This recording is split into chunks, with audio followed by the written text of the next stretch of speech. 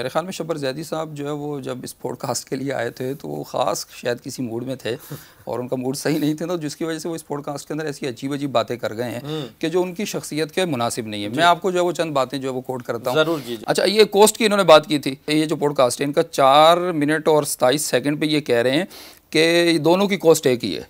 अच्छा, यानी इनकी अपनी बातों में तजाद पाया जा रहा है। ठीक है, ठीक कह रहे हैं दोनों की कॉस्ट है कि कन्वेंशनल बैंक की भी और इस्लामी बैंक की, और सिर्फ जो है वो इस्लामी बैंक के अंदर कागजी कार्रवाई हो रही है। पहली बात तो ये। दूसरी बात ये कि एक जगह ये पॉडकास्ट के अंदर जो है वो बड़े जैसा, अच्छा इनके लैंग्वेज और बॉडी लैंग्वेज से भी जो है बाज़ दफ़ा इंसान को बहुत ही जो है वो हंसी आती है, और ऐसे एक संजीदा इल्मी शख्सियत को ऐसे नहीं करना चाहिए।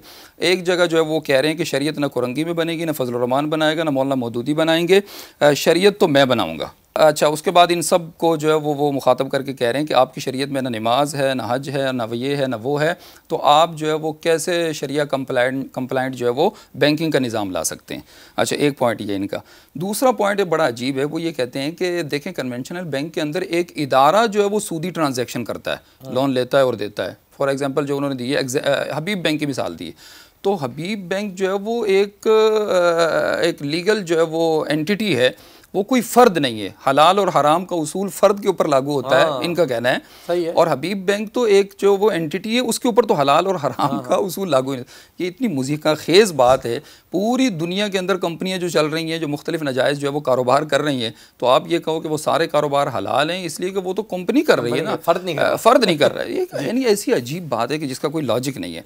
अच्छा, एक और इनका पॉइंट बड़ा अजीब है, वो ये है कि कहते हैं कि देखें हुकूमतें जो है वो हुकूमती स्कीमें सारी सूद हैं, सारा पाकिस्तान जो है वो सूद में डूबा हुआ है। तो जब सारा पाकिस्तान सूद में डूबा हुआ है तो उलमा को क्या ज़रूरत है कि वो छोटे लेवल पर जो है वो इस्लामी बैंकिंग को जो है वो इस्लाम का जो है वो लिबास पहनाने की कोशिश कर रहे हैं। इसकी कोई ज़रूरत नहीं है, और जैसे जो है वो चलता है इसको जो है वो चलने दिया जाए। अच्छा, जैसे अभी मैंने बताया ना कि इन्होंने कहा कि ना शरीयत मौलाना मौदूदी बनाएंगे, ना कुरंगी के अंदर बनेगी, ना मौलाना फजल रहमान बनाएंगे, शरीयत मैं बनाऊँगा।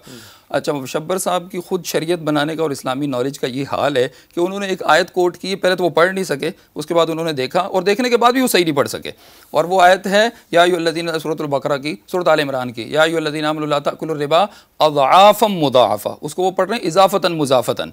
इज़ाफ़ा पूरी अरबी के अंदर कोई वर्ड ही नहीं है। अच्छा, उसके बाद जो उन्होंने मीनिंग बताई है ना, वो तो बिल्कुल ही यानी उमर शरीफ की जो वो कॉमेडी है। अच्छा, वो मीनिंग क्या है? कह रहे हैं कि इज़ाफ़तन मुज़ाफ़तन, ये मुज़ाफ़ा जो है वो ज़ौफ़ से है और कमज़ोरी से, इसका मतलब है कमज़ोरी। तो सूद वहाँ हराम है कि जहाँ जो है वो आप किसी की कमज़ोरी से फ़ायदा उठाएं और किसी की गर्दन को मरोड़े। फिर आगे उन्होंने मुख्तलिफ वर्ड इस्तेमाल किए।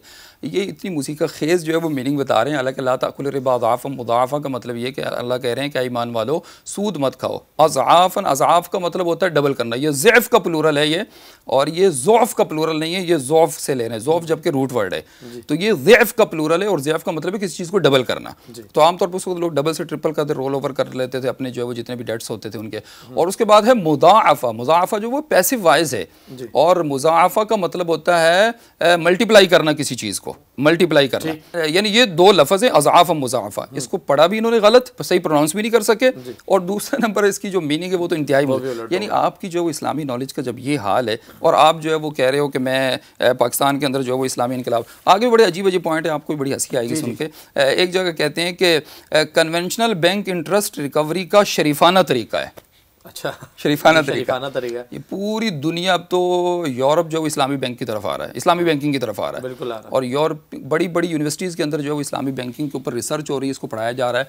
और वक्तन फ़क्तन जो बड़े बड़े क्राइसिस आते रहते हैं, तो इस्लामी बैंक जो है वो इन क्राइसिस से महफूज रहा है, 2008 के जो मशहूर फाइनेंशियल क्राइसिस है। अच्छा, चले मैं तो इस वक्त हम तो शब्बर ज़ैदी साहब को जो है वो डिस्कस कर रहे हैं। तो अच्छा, एक जगह कहते हैं इस्लामी बैंकारी जो है वो ज़िना है, जेली निकाह नामे के बाद, जेली निकाह नामे के बाद ये ज़िना है।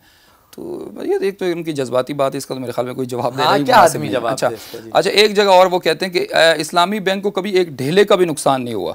तिजारत जब नफ़ा और नुकसान का नाम है तो इस्लामी बैंक डूबते क्यों नहीं है, इनको नुकसान क्यों नहीं होता है। और आगे उन्होंने बड़े जोश से जो है वो मखसूस अपना एक्शन जो है वो एक्शन के साथ कहा है, अगर इस्लामी बैंक को एक ढेले का भी कभी नुकसान हो तो मैं खुदकुशी कर लूँगा।